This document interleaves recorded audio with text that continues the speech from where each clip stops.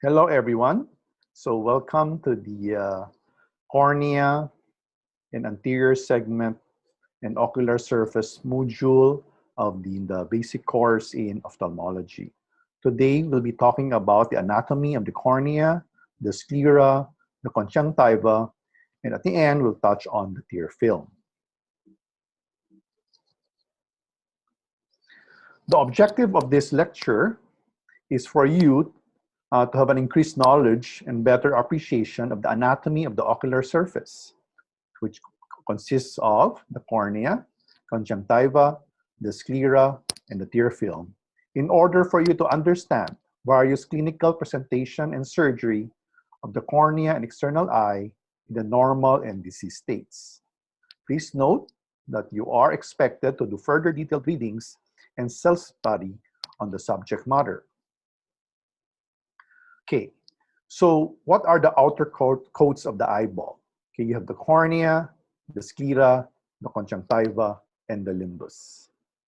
So the cornea is this one, letter A. Okay, the B is the limbus, which is the junction between the cornea and C, the bulbar conjunctiva. The bulbar conjunctiva continues to the palpebral conjunctiva, and it ends at the mucocutaneous junction, letter D.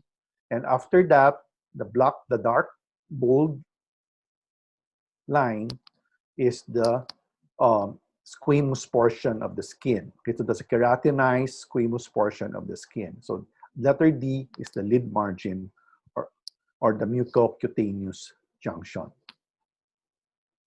And all of these is called the ocular surface of the eye. And don't forget, the tear film is part of that too. Let's start first with the cornea. The cornea is a highly specialized avascular tissue, the main function of which is to refract and transmit light. Again, it is an avascular tissue. The transparency of the cornea is due to the unique architecture and the low water content, okay, which we term as the turgescence, wherein the water content is only 78%, in contrast to other parts of the body where water content can be 90% or more. So it's very important to maintain this unique architecture and low water content of the cornea to maintain its transparency. The cornea occupies 1/3, okay, of the entire outer coat of the eye, and it forms the anterior surface of the eyeball, the front part of the eye.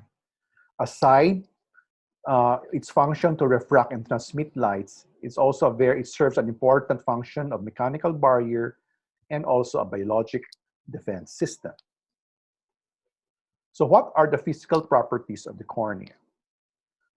We have the horizontal diameter and the vertical diameter of the anterior part of the cornea.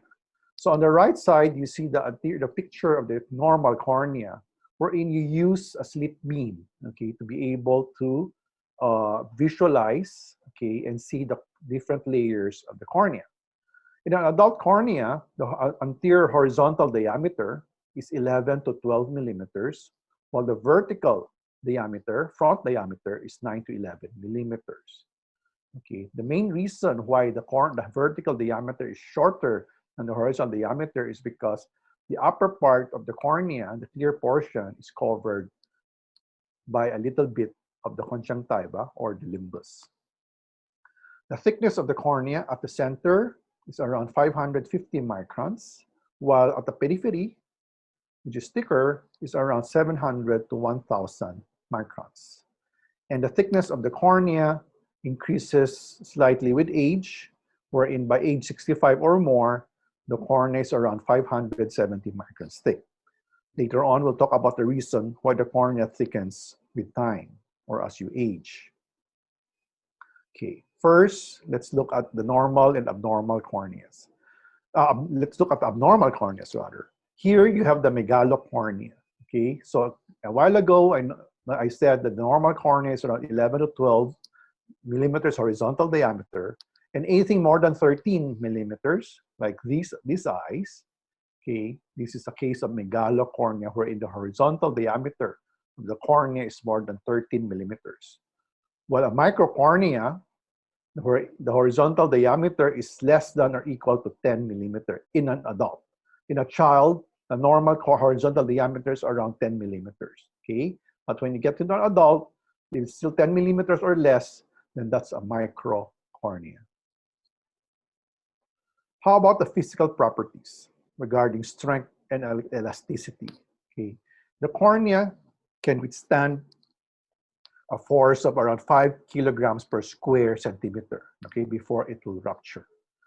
And it is a rather inelastic tissue, okay, wherein with normal intraocular pressure, at most the stretch is only by 0.25%, which is quite negligible. So it's a very inelastic, quite inelastic tissue. Other physical properties of the cornea will be the radius of curvature. Okay, remember, the anterior radius of curvature, average, is 7.8 millimeter, while the posterior radius of curvature is 6.7 millimeter. Okay, a while ago, I mentioned that the anterior diameter of the cornea, okay, is shorter on the vertical compared to the horizontal. Okay, but if you look at the back portion through the posterior side, the horizontal and vertical diameter is almost the same. More on the physical properties, the shape. Okay, this view is an anterior segment ocular coherence tomography view of the cornea and showing you the anterior chamber and iris and part of the lens. Okay. So it's important to note that the anterior surface of the cornea is convex, while the posterior side of the cornea is concave. Okay, never the reverse. Now, the cornea is not a perfect sphere. Okay, it's not like a basketball, okay, or a baseball or a ping pong ball. It's rather like slightly like a football, okay, wherein it's called a prolate in shape, wherein it's steepest centrally, okay, and then it gradually flattens out peripherally, okay. So the entire shape of the cornea is termed as prolate. Now, the reverse of prolate, when the center is flatter than the periphery, you call that oblate. So a normal cornea is prolate in shape. Now, except for the central 3 millimeter, this part, the most important optical zone of the cornea, is nearly spherical, the central 3 to 4. Okay, so basically, since your pupil is around 3 to 4 diameter, thus your optical zone of the cornea or the central zone of the cornea is around 3 to 4 millimeters also. Okay, in infancy, the cornea is more of a sphere, okay, but when you reach by mid-childhood adolescence, no, it becomes steeper vertically. By middle age, it turns to become more spherical again, and when you get to old age, it becomes flatter vertically. So what is the implication of this? The implication of this is the shape of the cornea is not constant. Okay, it changes over time, and this irregularity is equated to your astigmatism. Okay, that's the reason why astigmatism changes over time, and astigmatism depends on your age. So it's not abnormal, okay, or unusual for your astigmatism to change over time. It's because it's just following the normal natural course of the cornea as you get older. Okay, now let's compare what's normal and abnormal. A normal cornea, as we said, okay, you have a prolate cornea, okay, a centrally slightly steeper, okay, but if you have a extra steep cornea like this, okay, this is now your keratoconus. Now, keratoconus is a thinning disorder or a form of corneal ectasia wherein through some molecular and biological processes, okay, the changes in the collagen fibers and the metalloproteases, matrix metalloproteases, the cornea thins out and protrudes, okay, it becomes steeper, okay, it becomes more irregular, and this condition is called keratoconus. Okay, so a better view, here is a normal curvature of the cornea, okay, and here is an abnormal curvature and abnormal thickness. Okay, so you see focal thinning, okay, aside from steepening of your cornea. That is abnormal. Okay, now we're done with the physical properties. Let's go to the optical properties. Okay, the cornea, what will explain why it's transparent, what dictates smoothness of the surface. We'll talk about the contour and the refractive index. The cornea is always transparent, except when you age, after age 40, or in some patients younger, wherein you have this lipid deposition at the periphery, and you call this your arcus senilis. This is lipid deposition as we age, or when you're younger, it's called arcus juvenilis, which might be a reason for hypercholesterolemia or hyperlipidemia. Okay, so again, aside from the arcus, anytime you see an opacity on the cornea, it is abnormal because the normal appearance of the cornea is for it to be transparent. It should be avascular. You don't see the nerves. Okay, you don't see any cells. Okay, you don't see any opacity or any deposition. Okay, why is it transparent? Okay, it's really because of the arrangement of the collagen fibril. Okay, so the collagen fibril should be of homogeneous diameter. Okay, and the distance between the fibrils should also be equal. Okay, now if the diameter and distance of the collagen fibrils and between the collagen fibrils is less than 1/2 the wavelength of visible light, which is 400 to 700 micron. So if the diameter and distance between fibrils is less than 1/2 or less than 200 micron, the light will pass through because incident ray scattered by each fibril is cancelled by the interference of other scattered rays, allowing light to pass through 100%. So nothing is reflected back. Okay? We see something as opaque because light hits an object and it reflects back to the eye. But if light is transmitted, then the material is deemed transparent. So to show you that it is not fake news, okay, this is an electron micrograph of a part of a cornea. Okay, you would notice of the homogeneous diameter of each collagen fibrils, okay, and the almost equal distance. No? So, however, the cornea is arranged in lamellae, no? Perpendicular to each other. So this is a tangential cut. This is a cross section. This is another tangential cut cross section. Okay, so it is stuck up like layers of pancakes. No, so from end to end, no, from limbus to limbus. Okay, so that's a normal arrangement of the cornea. Now, what if you change the arrangement? No? When the distance between collagen fibrils are disturbed, like so, wherein they are no longer equidistant, then you loses transparency. Okay, so this is another electron micrograph. This is your normal cornea showing you the homogeneous arrangement. Here, edematous cornea or a swollen cornea, you will notice that you've lost in homogeneous or equidistant arrangement of the collagen fibrils to each other. Thus, the cornea becomes hazy or totally opaque. So again, normal cornea, a swollen cornea, when there's too much water and it becomes hazy. Remember, the cornea should only be 78% water. So if you increase the water content of the cornea like in this case, then you loses the transparency. Okay, it can also be increased water and loss of the glycosaminoglycans, no, or your extracellular matrix, causing the collagen fibrils to clump together. Then you will also lose transparency because you have destruction of its normal architecture.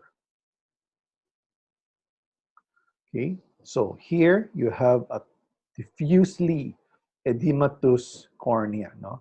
It becomes hazy and opaque and thickened. Okay, So it's important to differentiate between depositional and if it's due to increased water content. Usually, if there's increased water content, the cornea should thicken, okay, almost even 1,000 micron thick or more, okay. But if it's opaque, but the cornea is normal in thickness, then probably the opacity or the loss of transparency is due to deposits or depositional. So edema should be hazy. If it's due to edema, it should be hazy plus thickening of the cornea. Now let's go to smoothness. The smoothness of the surface, since the main function of the cornea is to refract and transmit light, the surface is the most important refractive portion, okay? To make it a perfect refractive component, it should be very, very smooth, no? You will notice if you have your mirror, if it smudges, it's not clear. If you use your camera on your phone and the lens has lots of fingerprint, your picture is not clear, okay? So therefore, you need a very clear, a very smooth, or you have lots of scratches on your glasses, same thing. So you want a very smooth surface, okay? Okay, now, but when we look at the cornea epithelium, it's actually very, very rough, no? Because it has lots of microvilli, okay? This is a cross-section. This is a scanning photon electron micrograph, okay? Showing you the very irregular surface. And on top, and you would see at the tip of every microvilli, you see your glycocalyx, okay? So the glycocalyx up here. So if just a corneal epithelium alone, it is not a smooth optical surface. What makes it smooth is the presence of the tear, okay? So here is the surface epithelium. Here, okay, you have your glycocalyx, and here are your mucin and the other components of your tears. The tear, thus, it is because of the interaction of the tear film and the surface epithelium through the glycocalyx that protrudes out of the microvilli that makes the corneal surface a clear optical surface. That's why you need your tears. Without tears, you cannot form clear vision, okay? So without tears, it's like having your eyeglass, okay, or your contact lens or your camera lens full of scratches, okay? So you want the tear films are a very important component. So here is an example wherein you look at the cornea, wherein you use a cobalt blue light, and you have your fluorescein showing a very irregular surface because of this punctate staining with fluorescein, and you also see thickening or a bullae formation of the epithelium. No? So with the corneal surface is so, then it loses its perfect optical property. Now let's go to the contour. Okay, we mentioned that the cornea is prolate in shape. It also has its the center is spherical. However, more or less, most corneas are actually spherocylindrical, no? With minor and major axis, which may be regular or causing irregular or irregular astigmatism. Okay, so in order to be able to measure the shape of the cornea, we use what we call the corneal topography map, wherein it's just like in your topographic map, no, which you use in landscaping or land survey. It converts the highness and lowness of the image, okay, to a certain color. So if red, the hotter colors, red, orange, yellow, means it's steeper, and the colder colors, okay, like the blue, dark blue, those are the colder colors, means flat, okay? So in this picture, you have us vertical, okay, steepening, okay? So this becomes your with the rule astigmatism, okay? On the other picture, same thing. You also see vertical steepening, okay? That will translate to what we call your with the rule astigmatism. Now, it's regular. This is a regular because the dumbbell shape of the vertical steepening is almost the same superiorly and inferiorly. Okay, so both of these pictures shows regular with the rule astigmatism. Now, if one is smaller or than the other, then that will become your irregular astigmatism. Okay, so astigmatism is caused by a difference in the steepness of the cornea, okay, on one meridian, and on the other meridian 90 degrees away. Now, if it's not 90 degrees away, it becomes mostly an irregular astigmatism. If the steepening is not vertical, like so, this is your with the rule. When the steepening is horizontal, it becomes what we call against the rule. And when it's around 45 degrees, then we call that your oblique, okay, astigmatism. Okay, now, refractive index. Okay, these values are important because this dictates the refractive power. Okay, refractive power means how much a material, a transmitting material can bend light. Okay, because that is the purpose of the cornea. Okay, or any refractive object is to bend light. Okay, so if we look at the arrangement, okay, first is the air. The air will come in contact with tears. Tears will come in contact on the cornea. Then the cornea will come in contact with the aqueous humor. Okay, so you have to know that air is always 1. The tear is 1.336 refractive index. The cornea is 1.376. And aqueous humor is 1.336. So what are the interface? There are several interface. No, you have air to tear, then tear to cornea, then cornea to aqueous. Okay, you have to add all these together. So if it's from a lower refractive index to a higher refractive index, that will give you a plus sign, a positive sign. Okay, so air to tear alone, that will already give you 44 diopters of refractive power. Okay, now from tear to cornea, again from low to high, 336 to 376, that will give you plus 5. Okay, a plus 5. Now, since from the cornea to the aqueous, bumaba, 1.376 to 1.336, it's now a minus 6 diopter. Okay, so algebraically, 44 plus 5 minus 6 equals 43 diopter. Thus, the cornea will provide around 43 diopters of refractive power. The total refractive power of the eye is around 60. Okay, where's the difference coming from? The other 20 is from your lens. So between the lens and the cornea, the more powerful refractive medium is your cornea, especially the air to tear. Okay. Actually, so 70% of total refractive power of the eye is due to the anterior surface of the ocular anterior surface, okay, of the cornea. This is the reason why, because it's such a powerful transition here.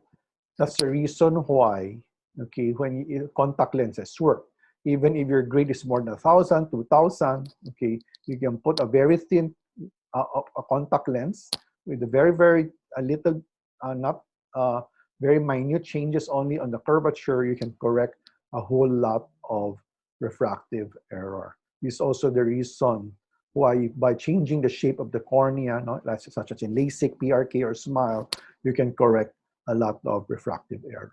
Okay.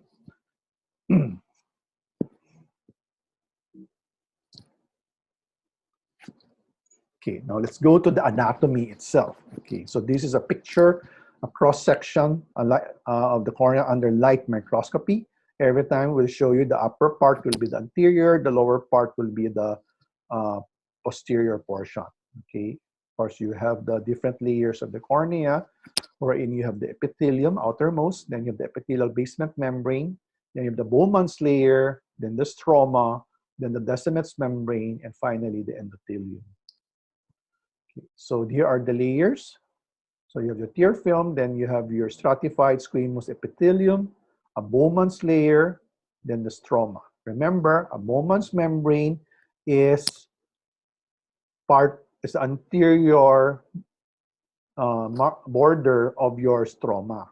The Bowman's membrane is not the basement membrane of your corneal epithelium. The corneal epithelium has its own basement membrane. Okay, so Bowman's is the anterior limit of the stroma. Okay, then 90% will be the stroma. Then you have a Descemet membrane, which is actually the basement membrane of the endothelium. And lastly, the innermost layer will be the monolayer of endothelial cells. Okay, so this, of course, there's also another layer before the Descemet called the Duos layer. Okay, so that's a new finding recently discovered.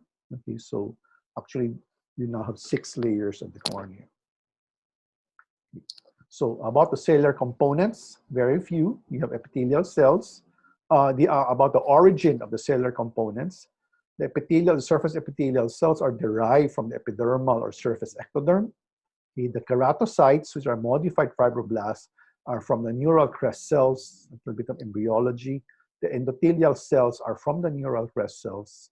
And the dendritic Langerhans cells, which are modified macrophages, okay, are only found at the limbus or at the periphery of the corneal epithelium. Okay, so the macrophages are nearer the limbus, where you're nearer the blood vessels. Okay, this is also the reason why most immune-mediated problem or inflammatory type of keratitis, most of their location is at the periphery. Okay, because of this reason, because dendritic Langerhans cells, being modified macrophages, are antigen-presenting cells.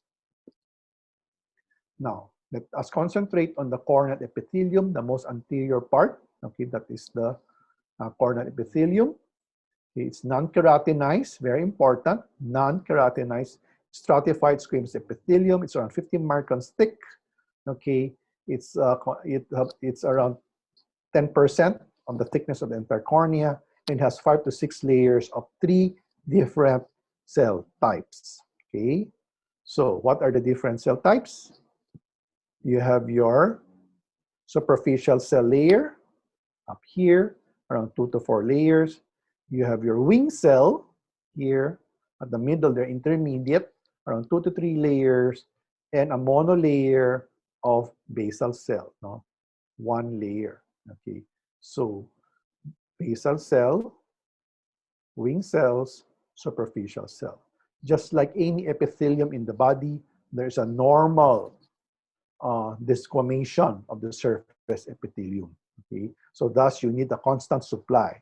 So the cells at the basal will divide. Okay, wherein one daughter cell will become a wing cell, and later on it would become a superficial cell. Then it will desquamate. Okay, so there is conservation here, wherein only one, okay, of the will become a daughter cell. Now the other cell, when it divides, then remains as your basal cell. So again, another view using the electron micrograph. Superficial cells, where the cells are very flat now. Okay, here are wing cells. Okay, where they have these peripheral appendages. Okay, and your basal cell. Okay. In between cells, you have they have microvilli and microplicae, okay, adjacent to each other. There are also tight junctions that penetrates the penetration of tear fluid and its chemical constituents into the cornea. Remember, the cornea has to be relatively dry.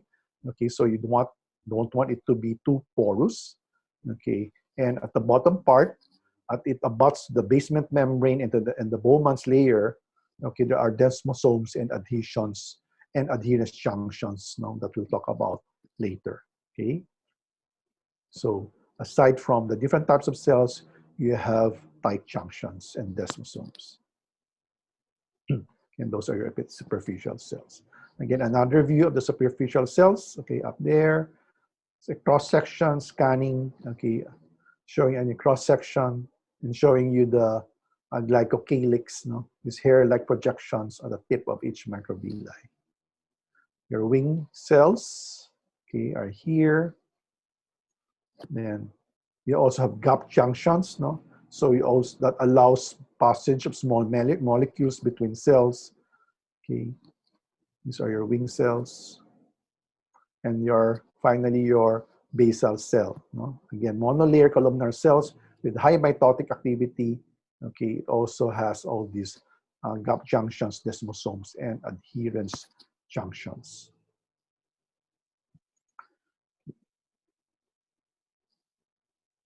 So a normal epithelium, okay. So the basement, we're now talking about the basement membrane, okay. It is around 40 to 60 nanomicron in thickness, okay. So you have your epithelial basement membrane down here. As I mentioned, the epithelium has a basement membrane. It is not the Bowman's layer. Bowman's is part of the stroma. Okay, it's around 40 to 60 nanomicrons thick. It has two layers, the lamina lucida and your lamina densa. And they're composed of type 4 collagens and laminin. The health of the basement membrane is very important now for epithelial organization and wound healing. In other words, if you destroy or you damage or if you have an abnormal epithelial basement membrane, there will be poor or dark deranged or delayed epithelial surface healing. Okay, so it's important not to, especially when you have an abrasion, no, not to damage the epithelial basement membrane or when you do corneal surface scraping. Now, adhesion complex, okay, this is the reason why the surface epithelium is adherent to the underlying stroma. Okay, more specifically the Bowman's layer. Okay, the flat posterior surface of the basal cells abut to the basement membrane and joined by hemidesmosomes that are linked to anchoring fibrils made up of type 7 collagen, which are secreted by the basal cells.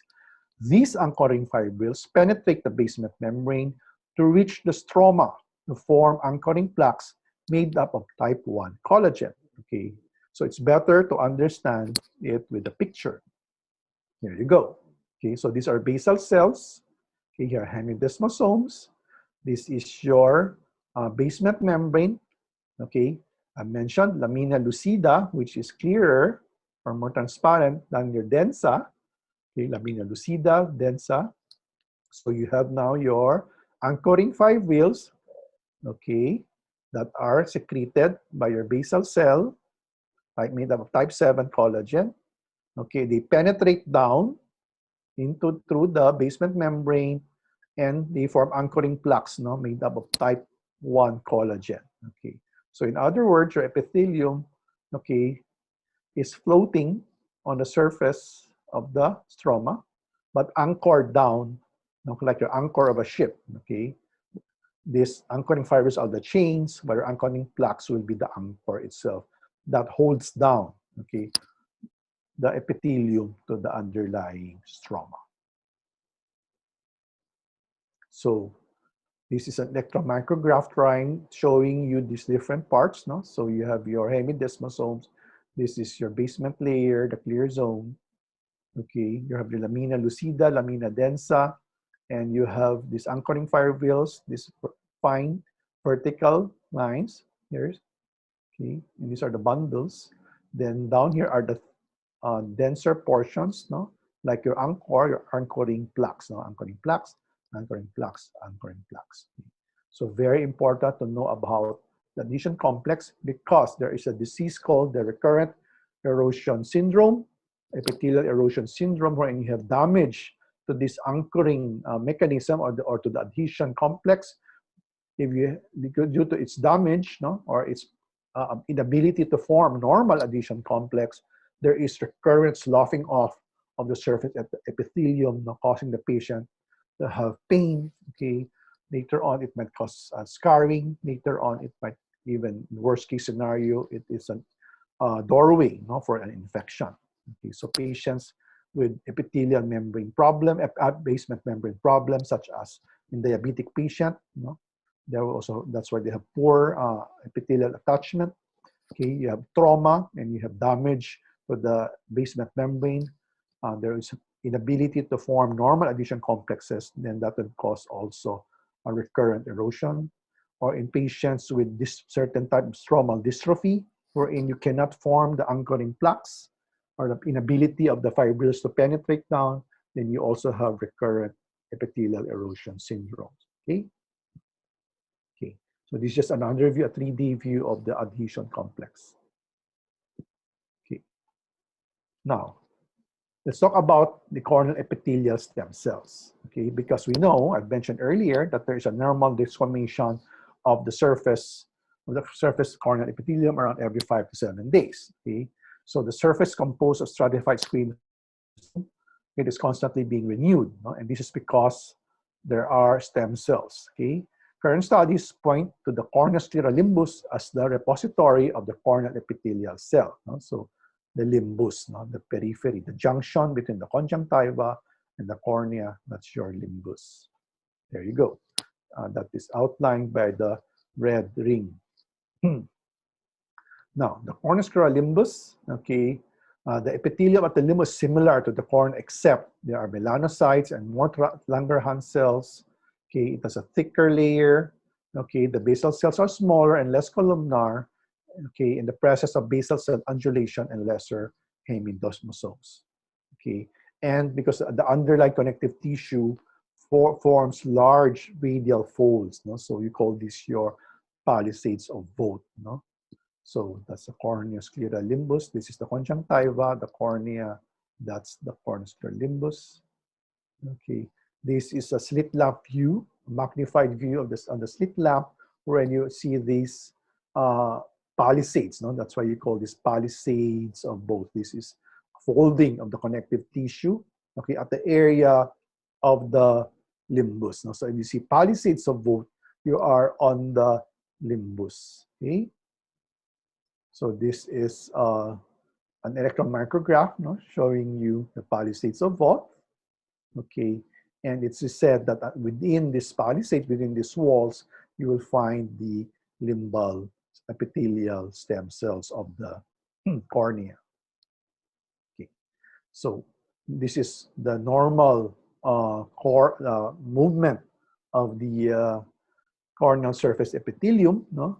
The XYZ theory, okay, wherein XZ is equals to X plus Y, wherein X is a proliferation of your basal cells, no? Diba? I said they are mitotically active, so the limbal stem cells provide, okay, the basal cell, okay, because one cell becomes a daughter cell, one is remained as a basal cell, so -1, so more will be supplied by the limbal stem cells. No? So X, proliferation of basal cells, Y, centripetal movement of cells, no? Okay, that's a movement towards the center, and Z is the cell loss from the surface, or desquamation. Okay, so there is desquamation of the surface, and there is centripetal movement from the limbal side to the center of the basal, forming new columnar basal cells. Okay, and they mature and they desquamate. Okay, so that's the XYZ theory. Okay. So the surface becomes coated in microvilli when they mature. Then they desquamate into tears, and just like your skin. Okay, the skin is the same way. There's normal desquamation. So this is trying to show you some pictures of epithelial movement. No, so you have a large defect, no, because it stains with fluorescein, since the surface of the cornea, okay, is hydrophobic. When the epithelium is intact, fluorescein will not adhere. Now, when there's loss of epithelium, you expose the hydrophilic area, and since fluorescein is hydrophilic, they would stain. So you would see that when you have a large defect, there is movement. It becomes smaller and smaller, no, as it reaches the center, because there is migration. There is movement, a centripetal movement of the epithelial cells from the periphery towards the center, no, until it will close the area of defect. Okay, but that's always the normal movement of the epithelium in cases of corneal epithelial wound healing. It's always from the periphery towards the center. Now, if you have problems at the periphery, okay, then that will cause delay healing or poor healing because cells will not be able to migrate towards the center of the epithelial defect. And that is what you see in limbal stem cell deficiency, okay? So when you, let's say these are cases of loss of destruction of the limbal stem cells, no? This is due to a flame burn, no? Thermal burn, okay, nasunog, no? So loss of stem cells, no? So there's no more healing, no new for production of epithelial cells because of it remains open.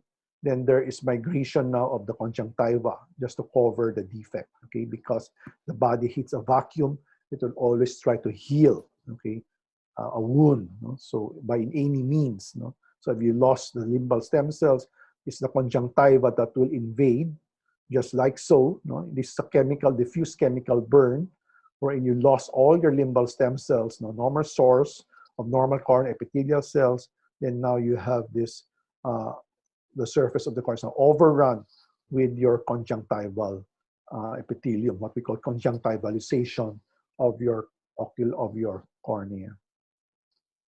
Okay, now we're done with the Bowman's layer. With the corneal epithelium, let's now move on to the Bowman's layer. So the Bowman's layer is a cellular membrane-like zone, okay, which represents the anterior surface of the stroma. It's not seen in every organism, no? Aside from primate, that's where we belong. You only see them in chicken and in your goose, okay? You don't see that in rabbits, okay? You do not see that in dogs, okay?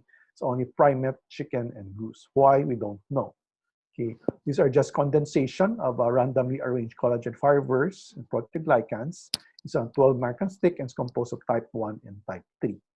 Okay, it's inelastic and does not regenerate. When you cut it, you burn it, you laser it, you vaporize it, it will not regenerate. Now, its function, aside from an important site for anchors of the anchoring adhesion complex, no, it's really not very, it seems that it's not important, no, because in patients who have had PRK or photorefractive keratectomy, wherein basically you laser off the Bowman's, no, there is no unknown complication or adverse event, even if you lose your Bowman's layer. So maybe it's just like your appendix, no? It's something that is vestigial.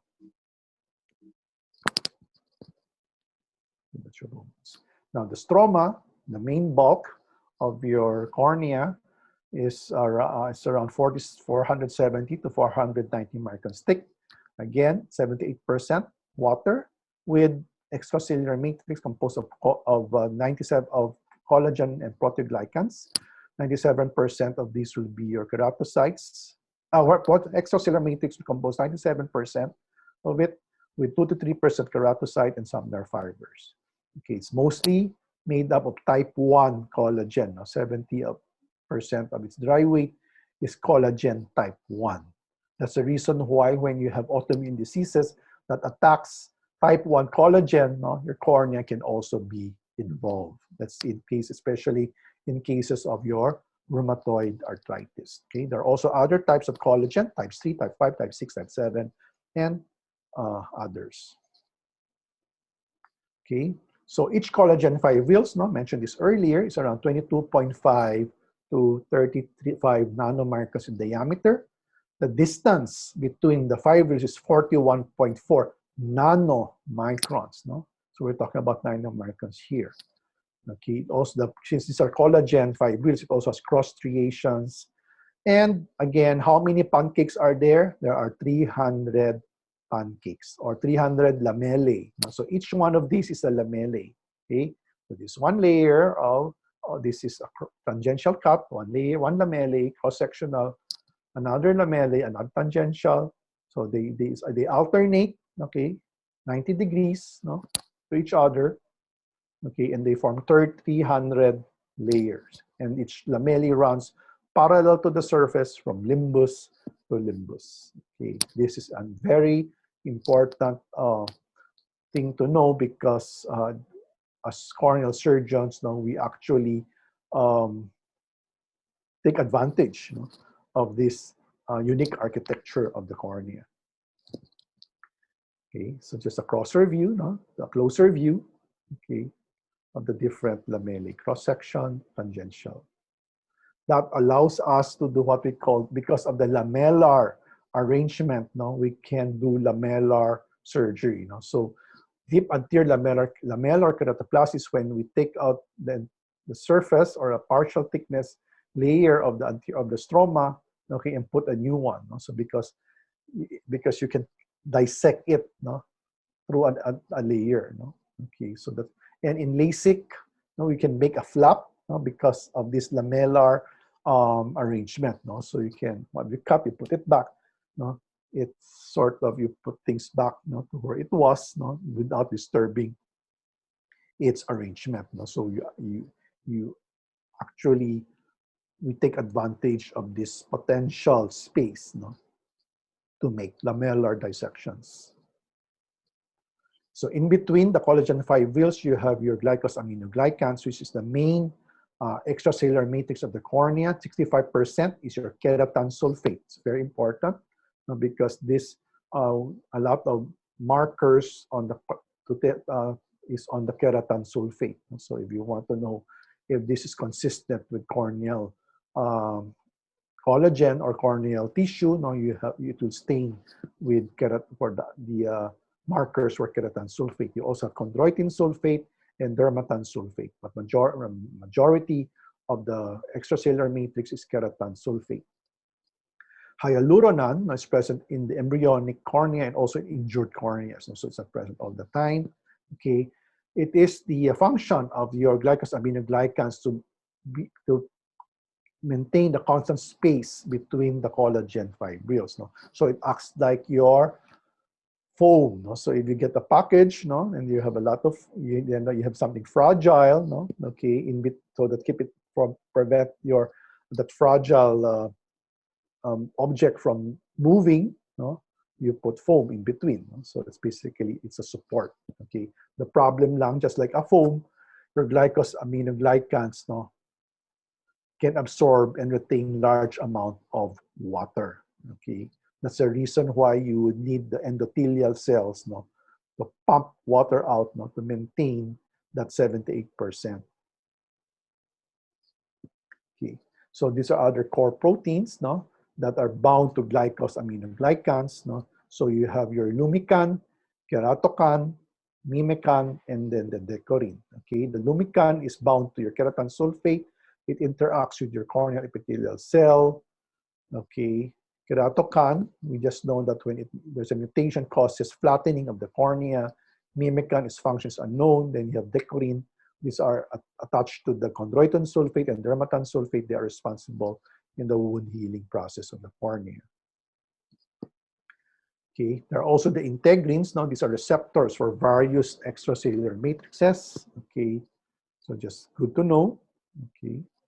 Now we go to the keratocytes. No? The keratocytes is the main cellular component of your corneal stroma. Okay, so here they are. No? You notice that they are very sparse. No? This dark purple. Okay, very sparse. Okay. Very few, and they're very flat. Okay, so this is a tangential view, and this is a cross-section view. That's why it's thicker. If it cuts along the nucleus, then it's a little bit thicker. Okay. Now, if you digest your entire cornea and leave the keratocytes behind, you notice that they form a 3D network. Okay. They form a syncytium. No? They are like your neurons. No? They actually are interconnected to each other, and they communicate with each other through these very fine projections, no, from each keratocytes. No? So here they are, no, showing you its projections, and they are in between the lamellae. Okay, so this one lamellae, then they're there, and then another lamellae, then they're there, like the peanut butter, no, in your sandwich. Okay, so the main function of the keratocytes is to synthesize collagen and your glycosaminoglycans and also your MMPs, no, your matrix metalloproteases. So if you have abnormality here, we can cause corneal thinning, corneal melting, corneal weakening. So it's very important to maintain normal these normal molecules, okay? Normally, the keratocytes are quiescent, okay? They're modulated by signals, no? But if they have an insult, no, or a trauma, then it can be activated, no? Because they have to start the wound healing process, no? Because they have to synthesize more collagen and the glycans. Now, going down, no, you'll see the descending layer. It's down here. It's the basement membrane of the corneal endothelium, and as in all basement membrane, it is made up of type 4 collagen with laminin and fibronectin, which are important in the wound healing process. Okay, the descending is a tough tissue. It's resistant to your MMPs, matrix metalloproteases. It doesn't digest easily. Okay, it's tensile. Okay, ibig sabihin, if you stretch it, it's tensile. It's strong. But if you tear, it's easily torn. Okay, so it cannot shear. But if you do it that way or push it this way, it has some tensile strength. Okay, and when you have an edema, when there's too much water in the cornea, it will be thrown into folds. No? That's why you see your descending membrane folds. Now, this is the reason why the cornea thickens over time. It's because of the contribution of your basement membrane. The descending membrane increases in thickness with age. Okay, 3 microns at birth, adult 8 to 20 microns. No? Diba? Kanina, I've said 550, normal 550 microns, age 65 and up, the central cornea is around 570. Thus, there you go, 20 microns is because of the thickening of your basement membrane, of your descending membrane with age, no? Because this is continuously being secreted by your corneal endothelium. There you go, thin, thick.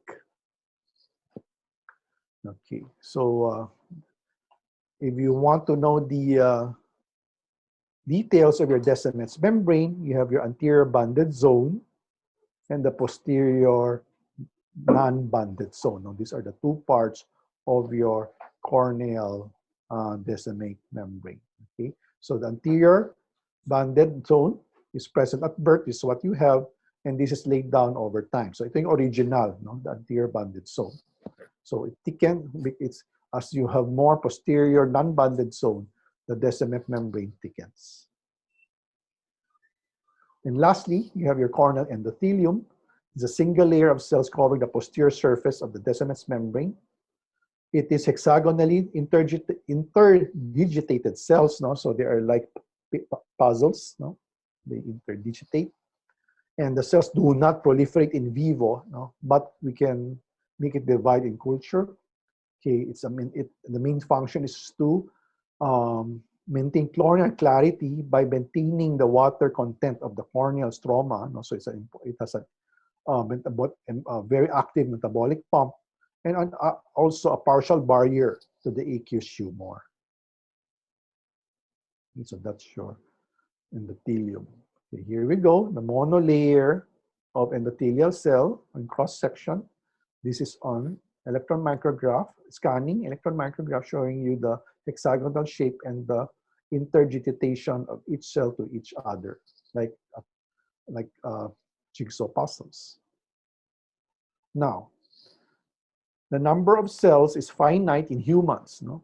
Okay, so you're born with around 3,500 to 4,000 cells per square millimeters, but as you age, no, they get less and less. So there's normal attrition of endothelial cells because in the normal cornea, human cornea, they do not proliferate. Okay, the cell cycle is blocked. Okay, so by adult, it's around 2,000 to 3,000 per square millimeters. By around age 60, you know, it's around 2,000 cells per square millimeters or less. So normal attrition. So normally they are of almost, again, like your, it's very monotonous, no? Hexagonal of equal shape and size. However, in a abnormal state, in a disease state, especially when there's trauma to the endothelium, they die, and then the surrounding the endothelial cells will migrate and try to heal that area of defect, okay, by one, increasing size. No? So since they do not divide, it can increase its size. So if there is cell size variation, like this one, big and small, you have your polymegathism. And you have cell type variation wherein you loses the hexagonality. You call that your pleomorphism. Okay, so those are very important descriptive terms, no, on the morphology of the corneal endothelium.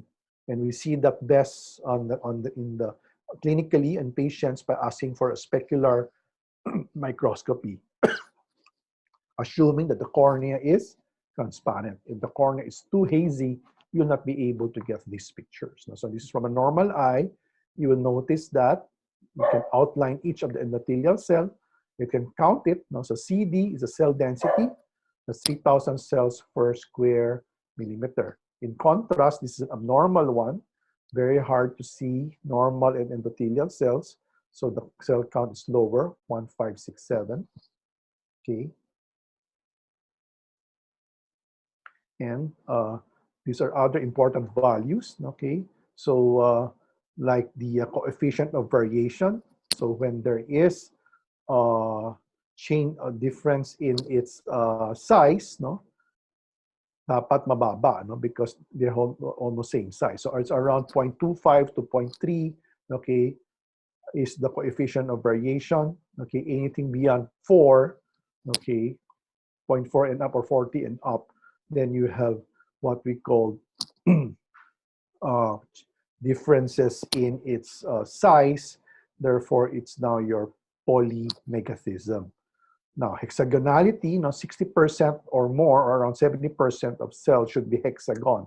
Okay, so when it's less, like this one, naging 0 na, then you have your pleomorphism. So it should be 60% and up.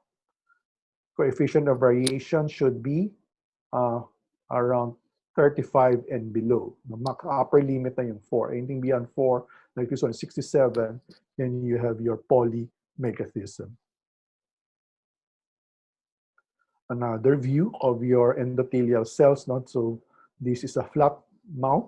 Okay, these are just artifacts showing you the monotonous pattern of your endothelial cells. So they have large nucleus abundant organelles. It's important because they are very active cells. The posterior surface has microvilli also and marginal folds. They closely interdigitate laterally, and they also have junctional complexes. However, their gum junctions are leaky barriers. They are not waterproof, no? Because since the cornea is avascular, no?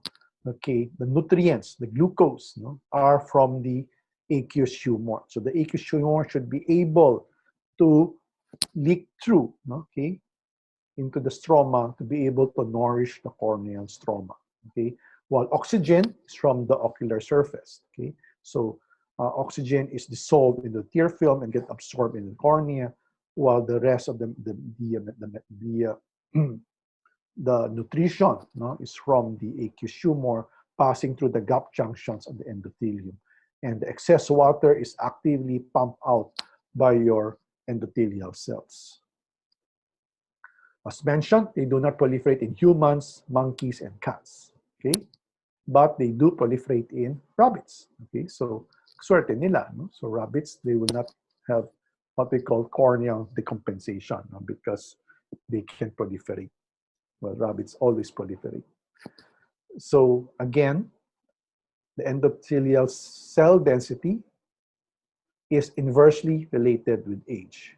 Okay, so you have, but now you have surgery inside the eye, trauma, okay, too high a pressure, okay, poor aqueous production, and there is decreased nutrition to the endothelial cell, or severe inflammation or long-standing chronic inflammation that will cause endothelial damage, that will decrease your endothelial cell density.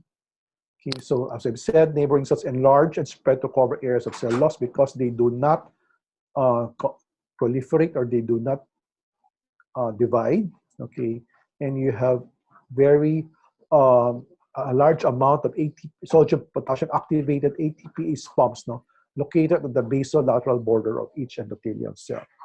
This is the graph showing you, okay, that we're born at around 3,000, but in a normal lifespan, okay, here, 100 is very long already, okay, you will not reach the limit of functional decompensation, which is around 400 to 700 cells, okay. So in a normal eye, okay, without any eye diseases, you will not have abnormal endothelial cell count, although there's a normal attrition rate of 0.5 cells per year, 0.5% per year. However, if you have surgery, okay, intraocular surgery, a batch up, a cataract surgery, okay, or you have diseases, or you have, let's say, Fuchs endothelial dystrophy, then you have a rapid decrease in the endothelial cell count, okay? And when you reach this level of less than 5 to 1,000, the cornea will swollen. Ibig sabihin, you don't have enough endothelial cells to compensate, okay, for the excess water entering into the stroma. So you call that corneal decompensation, okay? So see, we have a lot of reserve, no? So maski na 200 years old ka na, you still have 1.5. You're still fine. Okay. Now, as mentioned, certain diseases like Fuchs endothelial dystrophy, okay, wherein there is loss, a relatively rapid loss of endothelial cells, okay, and that's why you have this beaten metal appearance or orange peel appearance on the corneal endothelium, okay. So when it decreases, reaches 1,000 or less, it cannot pump fluid anymore. That's why the cornea becomes hazy, edematous, and increase in thickness because of the increased water content. Okay, so in Fuchs dystrophy patient, this is the sequelae. Okay, this is the danger. Okay, so if you do cataract surgery on patients with Fuchs, you have to be very careful not to cause any further reduction in the endothelial cells, or else you'll push them into decompensation. Okay. Now we go to the corneal innervations. No? The cornea is one of the highly innervated and sensitive tissues of the body. Okay, this is the reason why you cannot touch your own cornea. You can, there's a little speck of eyelash, no? It causes severe pain, causes you tearing.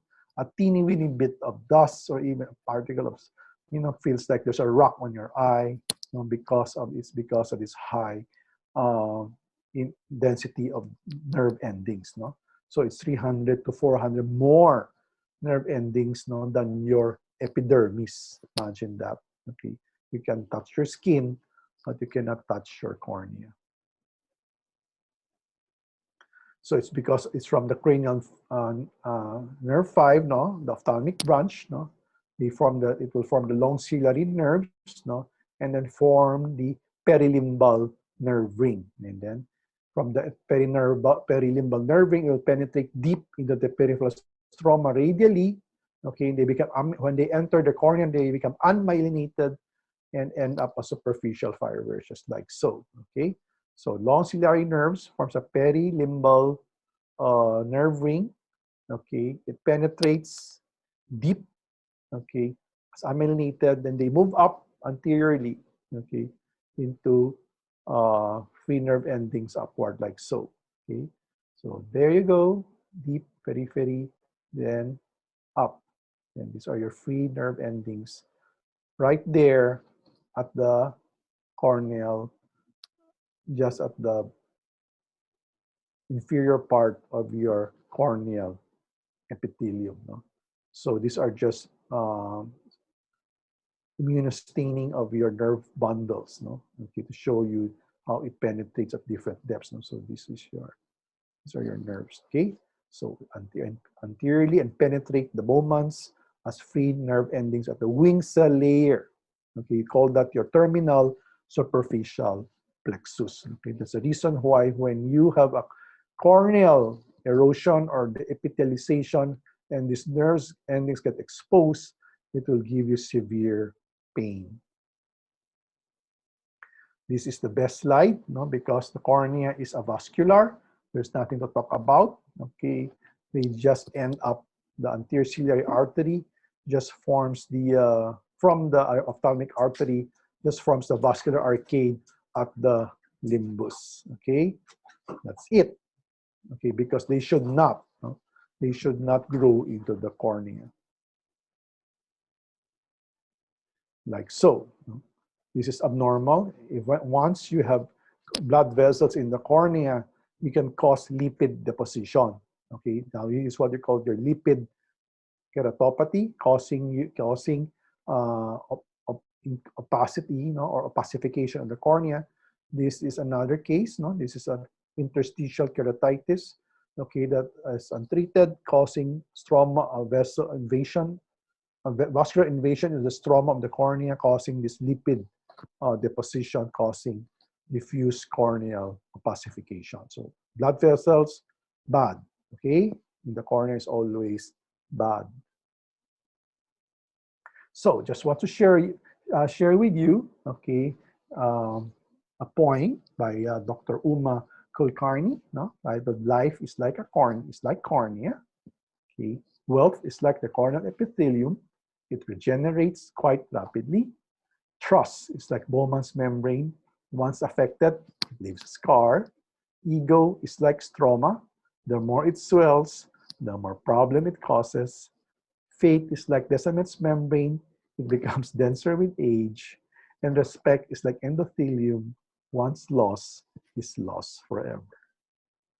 Okay. Then we move on to the sclera. Okay. The sclera is very similar to the cornea in some sense, except that it is, I always call the poorer cousin of the cornea. The cornea is very elegant, it's transparent, it's very well arranged. The sclera is the opposite. It's composed of dense white fibrous connective tissue. Okay, it ensheaths the eye from the corneal limbus all the way back to the dural sheath of the optic nerve. It is mesenchymal in origin. Okay, if the cornea is for refraction and transmission of light, the sclera is really for strength. It should provide strong structural framework to support the inner eye. Okay, it can withstand the forces of the intraocular pressure. Okay, and it limits the size and shape of the eye during development. So you don't want it to be too elastic, because if it's too weak, then you have a lengthening of the sclera that will give you your high myopia. You don't want that. So it's 90% of the surface area of the eye. Okay. The thinnest part of the sclera is located just behind the insertion of the recti muscles. It's just 0.3 millimeters thick. It's around 0.5 millimeters at the equator and 1 millimeter around the optic nerve. That's the reason when the blood trauma to the eye, if you have scleral rupture, usually it will rupture behind the insertions of the muscles, because that's the area that's thinnest. In front is a hole. You have your anterior scleral foramen wherein you have your cornea, and at the posterior side you have your posterior scleral foramen wherein you have your optic nerve. Okay. The external diameter of this foramen is 3 to 3.5, while the internal diameter is 1.5 to 2, which is the normal disc diameter, of the optic disc diameter when you look to a fundoscopy. Okay, because that is the size of the internal size of the posterior scleral foramen. It has 3 layers: the episclera, the outermost, and the middle is the stroma, and the innermost is the lamina fusca.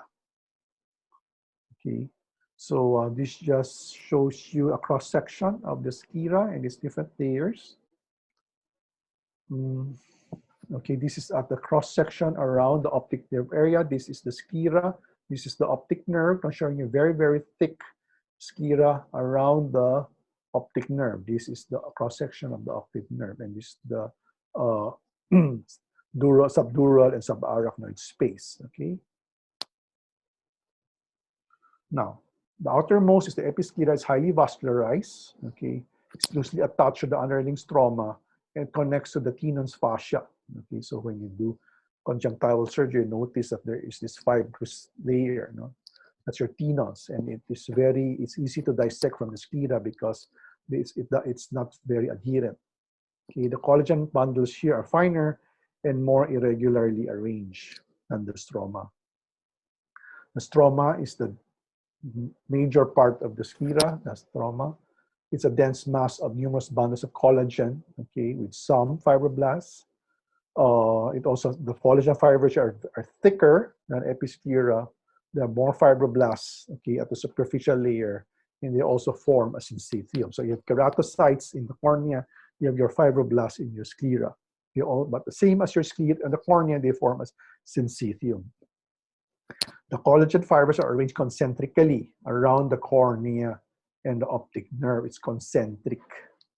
Okay, and they form a complicated system of crisscrossing loops running with backwards convexity parallel with the surface, okay, mainly in the meridional direction, no? Because this crisscrossing pattern, no, increases the strength, no? It's just like doing, the yarn, or I always think of this abaca thing, okay, when they wind it around the a balloon, and then they will deflate the balloon. Then you have this abaca nest, no? So they run it crisscrossing, no, to improves its strength. Okay, so this arrangement, okay, makes it slightly elastic, but at the same time very, very strong. Then the innermost layer, the lamina fusca, is adjacent to the uvea. The collagen bundles are smaller and thinner. Okay, it has more elastic fibers with melanocytes and pigmented macrophages, and it blends with the choroid now. No? So you're now in the uvea, the inner layer of the eye. On the anterior edge of the sclera, you see the scleral spur. No? It is a projection of the sclera into the anterior chamber. So you see this at the angle. Okay, when you do gonioscopy, or when you look at an angle of the anterior chamber, you will see the scleral spur. Okay, it contains contractile fibers that are directly connected to tendons of the anterior ciliary muscles. So they are being pulled. No? Okay, it is the start of the corneal endothelium. After the scleral spur, corneal endothelium na. Okay, it contains mechanoreceptors which monitor ciliary muscle tone or intraocular pressure. Okay, because this is your let's see, to orient you, this is a cross-section of the cornea. Okay, this is the sclera. This is the ciliary muscle. This is the iris, surface of the iris. This is the trabecular measure where aqueous will flow. And here, on the projection of the sclera into the angle, this is the white band. That's your scleral spur. Okay, and the ciliary muscle tendon is attached to it, okay, wherein it can contract and increase the opening of your trabecular meshwork to increase aqueous outflow. No? So you can actually see this. You only see this by doing your gonioscopy. So it also has collagen, and then your glycosaminoglycans, around 50 to 70% of dry weight is collagen. However, the collagen fibrils here is 10 times thicker, okay, than the cornea. Okay, type 1 is also the major collagen, just like in your cornea. This is also, again, the reason why you have cornea scleral melting in your autoimmune diseases that affects type 1 collagen. However, you don't see any keratan sulfate because keratan sulfate is unique to the cornea. Here you see chondroitin sulfate, dermatan sulfate, hyaluronan, and your heparan sulfate. So just to put it side by side, no? If you look comparing collagen fibrils to your scleral collagen fibrils, you see that very fine, very refined. Okay, here not so refined. Okay, so very thick collagen fibrils, not so homogeneous. No, okay, unlike your corneal fibrils, because this is for transparency, this is for strength. Vascular supply, okay, so here you are, no? It comes from the anterior ciliary artery that penetrates the sclera behind the limbus and forms anterior episcleral arterial circle which branches out in the limbal arcades. No? They also form the anterior conjunctival plexus, the superficial episcleral plexus, and your deep episcleral plexus. Okay? The anterior episcleral network supplies the episclera. The posterior sclera is supplied by the choroidal vasculature. The scleral veins can penetrate the sclera through the emissary canals. No? So you can actually see that. No?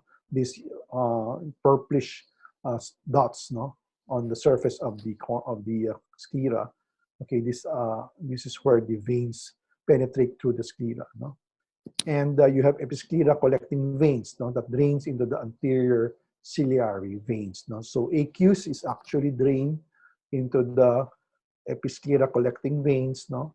Okay, then it's drained and it goes to the blood, venous blood system.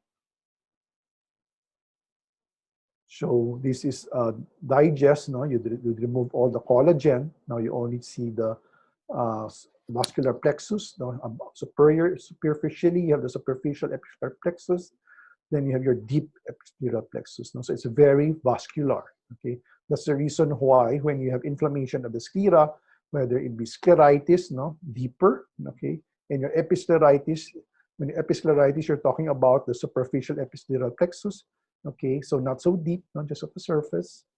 While in frank scleritis, no, the congestion is much deeper. Okay, it's what we call more violaceous, no, more purplish. In the color of the redness is much more purplish. Okay. Okay. So these are cases of scleral melting. Okay. This is due to autoimmune diseases. Okay. Let's severe that destroys type 1 collagen, causing the exposed uveal or the choroid tissue because their sclera is gone. Here is due to an infection. Okay, it can be due to a fungus or a pseudomonas causing scleral melt.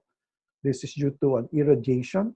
Okay, when you radiate, or also similarly when you put mitomycin, it can also cause thinning of the sclera.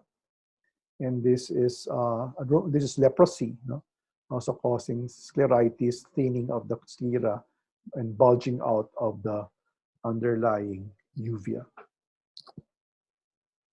Okay, so we're done with the cornea and the sclera. Now let's talk about the conjunctiva. The conjunctiva is a mucous membrane lining the anterior surface of the eyeball. Okay. It extends from the limbus to the mucocutaneous junction of the lids. It's important for eye movement. Okay, a tear reservoir it's responsible for mucin production. It's a source of immune tissues, no, and also antimicrobial agents.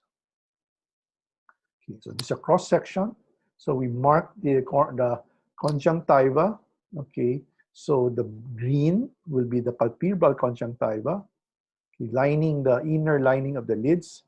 And then the yellow one lines the eyeball, that's your bulbar conjunctiva. Then that connects the two will be the red one, the conjunctival fornix. Okay. So other parts, no, underneath you have see the meibomian glands. No? Then you have your glands of Wolfram here. Okay, and you have glands of accessory lacrimal glands, no, of Cross, accessory lacrimal glands of Wolfram. Okay. That's there. Cross is up there, Wolfram is down here. And the meibomian glands is sandwiched inside the tarsal plate. It originates from ectoderm, okay, and the paraxial and visual mesoderm that overlies the optic vesicle. Okay, the adult surface area is around 16 square centimeters per eye. That's the size of your conjunctiva. You have the different parts. You have the caruncle, the plica semilunaris, the palpebral conjunctiva, the superior, inferior, and temporal fornices, and your bulbar conjunctiva. The caruncle, okay, it's right there at the corner, at the medial corner. You see this lump with little bumps, no, and some hair, okay, because it's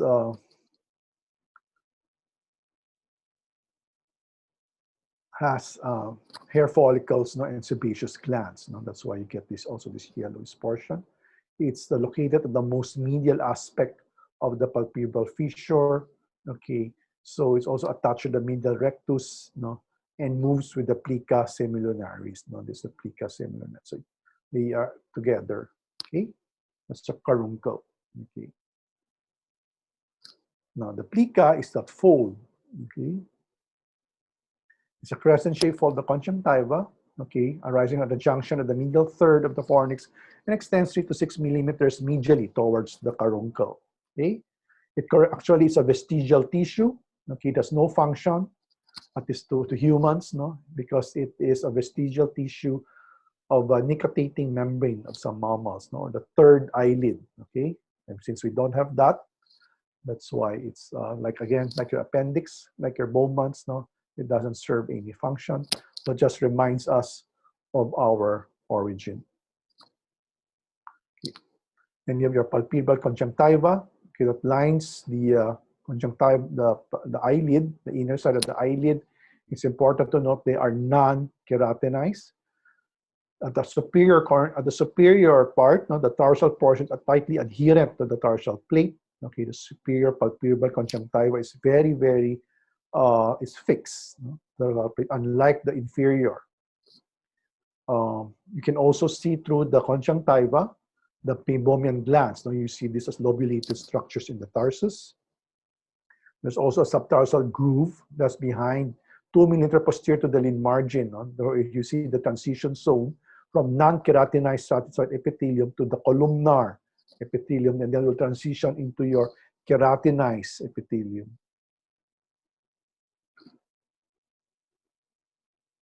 So the green, okay, this one, and this one, starts at the mucocutaneous junction at the lid margin and transition to the keratinized strata of the epithelium to non-keratinized mucosa, from the keratinized squamous epithelium to your non-keratinized mucosal epithelium. Okay, I mentioned that this part is tightly adherent to the tarsal plate, and this part is also adherent to the tarsal plate, but not as much as in the upper palpebral conjunctiva. Okay, it's composed of low columnar to columnar stratified epithelium. So here you go, with the flip the upper lid, no? So you see the conjunctiva very flat, very smooth, no? You have blood vessels going down at the anterior 1/3, and from here, from the upper superior groove, superior part of the tarsus growing towards the lid margin, no? The 2/3, and they meet at this point. It's smooth and tightly adherent to the tarsal plate. So these are abnormal findings, no? So when you have inflammation, they form conjunctival papillae. These are dilatation of the conjunctival blood vessels. Okay, so you see this increase in size of these red dots. No? These are your papillae, and sometimes when it proliferates and it ends with some fibroblast proliferation, you end up with this huge, what we call giant cobblestone papillae. But these are all papillae called conjunctival papillae. On the inferior, okay, so this is, you see your follicles, no? So you see this dome-shaped tissue. These are your lymphoid, activated lymphoid tissue. Okay, since it is not as adherent as a superior conjunctival, palpebral conjunctiva, okay, they can be thrown into folds. And you also see in between the follicles, no, you will see these red dots, no, those are your papillae. We mentioned, no, through the conjunctiva, you can see the lobulated structures, no, which are your meibomian glands. Okay, so a cross-section showing you within the tarsus, the acini of the meibomian glands.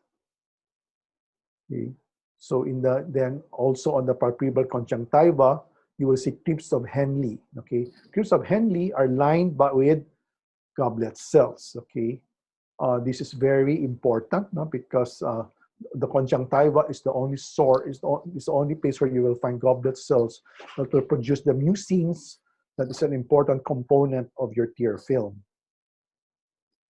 So again, now the picture of crypts of Henle at the surface of the palpebral conjunctiva, and they're all lined up with goblet cells. So up here, accessory, lacrimal glands of Cross at the forniceal conjunctiva, glands of Wolfring is at the palpebral conjunctiva. Okay, that's Wolfring. They're at the palpebral conjunctiva. The bulbar, the yellow ones, okay, it's smoother and less adherent to the underlying tissue. At the cornea, at the limbus, they form the palisades of both. Okay, they're composed of 6 to 9 layers of stratified squamous epithelium. So that's your bulbar conjunctiva, that's your inferior fornix, this is your inferior palpebral conjunctiva. That's the opening of your inferior punctum. So normal histology of the epithelium, okay. So again, 7 to 10 layers, no? So underneath you have your lymphatic layers and the blood supply. Here you see the goblet cells, okay. You also see melanocytes, okay. You have your superficial cuboidal cells. This whole thing's epithelial layer. This is the stroma, or what we call the substantia propria, where you see blood vessels and the lymphatic system in the lymph glands, okay. So and also the macrophages and melanocytes, no, okay, are located at the supra basal region, okay. Also, just like the surface corneal epithelium, no, the surface epithelium are also forms microvilli that also has glycocalyx, no, because because the tear film doesn't only form on the corneal epithelium, but it should also coat the conjunctival epithelium. So a few words about goblet cells. No, these are unicellular mucin-secreting cells. Okay, they comprise about 5 to 10% of the basal epithelial cells of the conjunctiva. Okay, the nucleus organs are displaced basally. No, that's why they look, and then it's full of mucin apically. No? That's why they look like a goblet. No, its outline. You have around ranges from 1,000 to 56,000 goblet cells per square millimeter of conjunctival tissue. They're more found in the tarsal and inferior bulbar conjunctiva. Okay, so there. I'll show more pictures of goblet cells. Okay, this is from the crypts of Henle. A higher magnification of the goblets showing the organelles pushed down, and all these are mucin pockets, okay, at the apex. And this is mucin being extruded, okay, mucin extruded out of the goblet cells that will combine with that will supply the tear film. So underneath the conjunctival epithelium is your substantia propria. As I mentioned earlier, it contains the blood vessels, no, lymphatics, and the nerves, okay. Skip this. Show again a better view now of the conjunctival follicles, no? Because you see you have your germinal center of the on the lymphatic system in the substantia propria, no? So when they get activated, okay, they enlarge and they form this dome-shaped tissue, okay, wherein the blood vessels go around it. Okay, so these are your activated lymph nodes, which we call conjunctival follicles. The blood supply of the conjunctiva is also from the ophthalmic artery, okay, and also from the facial arteries. No? So the terminal branches of the ophthalmic artery and facial artery supplies the palpebral conjunctiva and the lids. The anterior ciliary arteries form the superficial marginal plexus of the limbus and give rise to terminal vessels at the peripheral arcade and palisades of both, while the marginal plexus anastomoses with vessels from the palpebral conjunctiva. It hosts a venous drainage. No? It drains in the posterior tarsal veins of the lids and deep facial branches of the anterior facial vein and the pterygoid plexus. The bulbar conjunctiva veins drain into the episcleral venous complex, which drains into the scleral plexus. So iba ang drain of the palpebral compared to your bulbar conjunctiva. Now, this is unique. Wala to sa cornea, no? Wala to the sclera. You have this in your conjunctiva, wherein you have your lymphatic drainage. No? There's a rich anastomosing network that drains into the epi scleral plexus. There are irregular lymphatic channels, no? Rises 1 millimeter from the limbus, no? And anastomosis to form large collecting channels in deep layers of the substantia propria. Okay, so if these channels becomes clogged or becomes dilated, you see that actually on the conjunctiva. You see this clear, elongated, worm-like dilatation or cyst. No, you call that your lymphangiectasis. So if they become static or when they are not flowing, no? There's stasis. Okay. So normally then they join the lead lymphatics and drain medially into the submandibular node.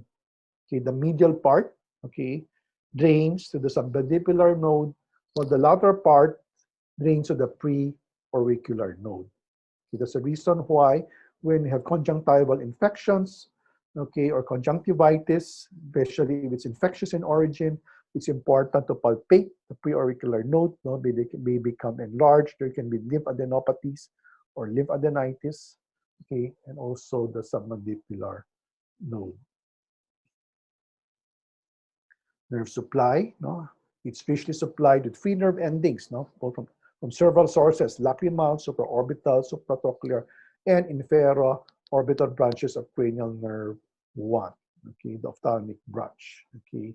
So threshold of tactile conjunctival sensitivity. So it's not as sensitive as the central cornea, okay.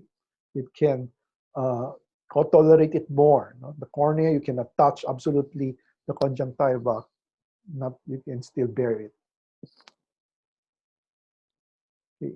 So just a comparison, no? Conjunctiva and the cornea. In terms of clarity, the conjunctiva is translucent, while the cornea is clear and transparent.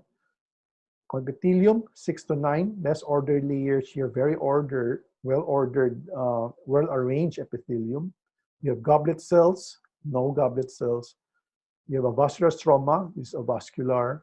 The nutrition of the conjunctiva is from the vessels and tear film, while the cornea is from the anterior chamber, from the aqueous humor, and from the tear film. Cornea has higher glycogen content and high dependence on glycogen, while conjunctiva, they have less dependence on your glycogen. Now we're reaching the last part of the lecture. This is now on the ocular the surface tear film. Okay, so because it's important to know the concept of the ocular surface health is maintained aside from health, good vision relies on an appropriately moist ocular surface. Okay, so the ocular surface, you have your tear film that is supplied by your main lacrimal gland, your accessory lacrimal glands, your meibomian glands, and from your goblet cells on your conjunctiva. So there's a dynamic interaction between the preauricular tear film, the entire ocular surface, and its supporting structures. And all of these should work together to maintain ocular surface health.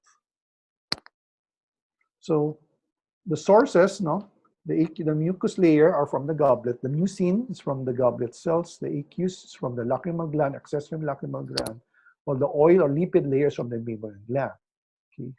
It used to be that we thought of the tears as 3 distinct layers of the mucin layer, mucous layer, aqueous layer, and the lipid layer. That is how Wolff described it in 1946.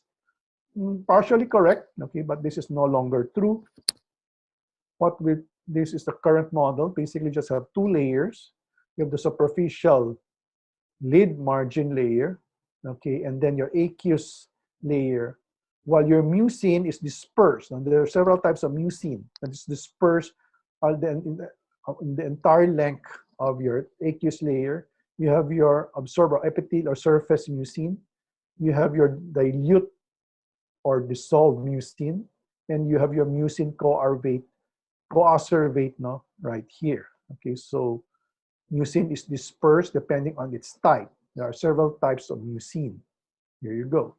You have your membrane-associated mucin down here. Okay, they interact closely with the glycocalyx of the microvilli of the surface epithelium. These are your MAC1C, MAC4, and your MAC16. They are membrane-associated mucin. The soluble mucin, the one floating around, these are your Mach2 or your Mach7, your soluble mucins. And your gel-forming mucins, the mucin coacervate. This is your Mach5 AC, which is the most abundant. Okay, you have the Mach5 ACs here. Okay, so it is a very complex fluid. Okay, with and maintaining the equilibrium of all these is very essential in maintaining ocular surface health. This, this is a diagram of what's the composition of one drop of tears. Okay, so you have a complex mixture of proteins, mucin, electrolytes. You have lysozyme and lactoferrin. You have growth factors like EGF, interleukins. You have Mach5 soluble mucin, AC mucins. Okay, and then you have your electrolytes for proper osmolarity. You also have your immunoglobulins. Okay, look at that. So it's a very complex fluid. You have your sodium, potassium, chloride, calcium. You have iron. Okay, you have lipocalin. Okay, you have albumin and the different types of cytokines. Okay, so it's there's no man-made lubricants, or artificial tears that can, at this point in time, that is similar or that it's close to your normal tears. Okay? So what we have now are all just for lubricating purposes only and not actual tear replacement. So, but 98% is water. Okay, then you have your ions and your molecules. I mentioned that. Okay, and all of these. So it's not only it is not only as a lubricant and source of nutrients of the corneal epithelium, but also as a source of regulatory factors required for epithelial maintenance and repair. That's the reason why we do not do corneal transplant if you have severe dry eye. Okay, because of your very low tear production, because you'll not be able, that will fail, because you need a good amount of tears, even in cases where you want to even a keratoprosthesis, a cornea that is partially human, partially synthetic. Okay, you still need a good tear film for it to work. So it's very important to have tears. So this is the concept of the functional unit of the healthy eye, wherein there is normal tearing is dependent on a neuronal feedback loop. As in anything in our body, everything is controlled by the brain. Okay, so you have the ocular surface sends afferent signals, your cranial nerve to cranial nerve 5, afferent signal to the pons. There's a secretory neuron here. Okay, and that will activate through an afferent branch, the lacrimal, the nerve, optic nerve, cranial nerve 7, to the lacrimal gland, that will send secretomotor and nerve impulses to produce more tears. Okay, so there is this normal feedback loop. Okay, not too much, not too little. Okay, it maintains what we call the Goldilocks zone. Okay, not too dry, not too wet. Okay, so this is the lacrimal functional unit. Okay, these are the details. This is the diagram just showing you signals from the surface of the eye is sent up to here. Okay, and then afferent arm back to the lacrimal gland, and so and so. Okay, I won't read this. You can read this. Okay, you can follow this diagram. Okay, so just important to know the blink reflex. Is the afferent arm is the 5th, and the afferent arm is the 7th. Okay. Okay. Now, just to show you that you need, aside from its good composition, aside from its normal volume, you also want it. The tear film should have a normal surface tension. Okay. It should not just it should stay for more than 5 seconds. If the tear film only stays for 1 second, then we will be blinking every second. Then we will not be able to do anything. Okay, but as you notice, we can keep our eye open 5 to 10 seconds or even more without causing blurring of vision. Once you start causing blurry or you're feeling of the stinging sensation, then you start to have the blink reflex. So this is a tear film that is stained with the fluorescein, and then we light it up with cobalt blue light with a yellow filter so that we can see it better. So this is the tear film nicely coating the surface of the cornea, and once it starts to break, it turns black, because there's no fluorescein there, it appears black. Okay, here there's more breakdown. So normally, the normal cutoff now is 5 seconds.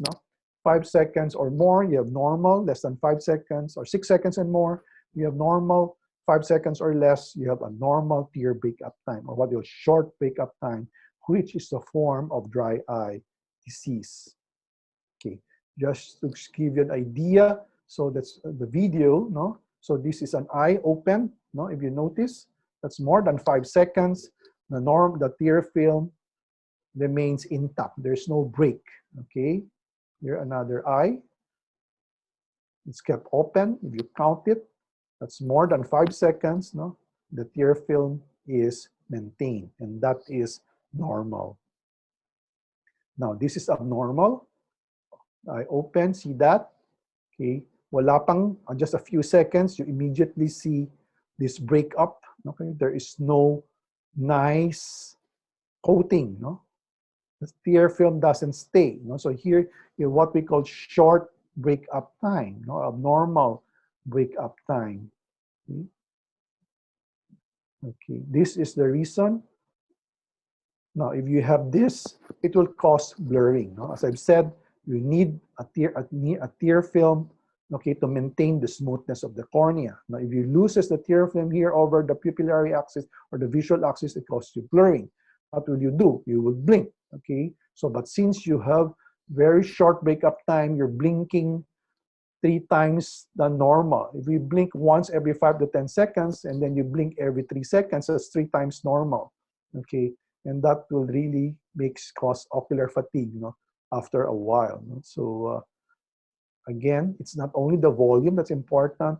You also want a good quality tear film that can maintain a nice coating on the surface of the eye. Okay, and also the volume. Okay, so we do a Schirmer's test. Okay, for tear production. Again, more than 10 is absolutely normal. Less than 5 is absolutely not abnormal. Between 6 and 9, that's equivocal. Okay. And I think that's the end. Not yet. Okay. Here, again, just to show you in dry eye diseases, it causes desiccation of the ocular surface. If you don't have enough tears, it causes damage to the surface epithelium. That's why you have this punctate staining of the corneal epithelium. They dry out and desiccate, and then they die. Okay. On the bulbar conjunctiva, especially exposed area, this is lissamine green, it stains abnormal or damaged tissue. So here it stains green. So this is an area that's exposed because of dry eye. This area, the conjunctival epithelium here is desiccated. Okay, so that ends the my talk on the anatomy of the cornea. You then go to the sclera, the conjunctiva, and then the tear film. Okay, so I hope these lectures will be able to help you understand between, again, knowing what's normal and abnormal, and being able to understand the different disease processes, okay, that occurs on this tissue. Okay, if you want to know more or learn more or have a guide on the different diseases of the cornea, okay, and the ocular surface, the lids, okay, then you can purchase this book, External Eye Disease and Cornea Handbook by yours truly, okay, at St. Luke's Medical Center, Quezon City. So again, thank you very much for your attention, and please concentrate on your studies. Concentrate first of to become a good, compassionate, ethical, competent ophthalmologist. Thank you.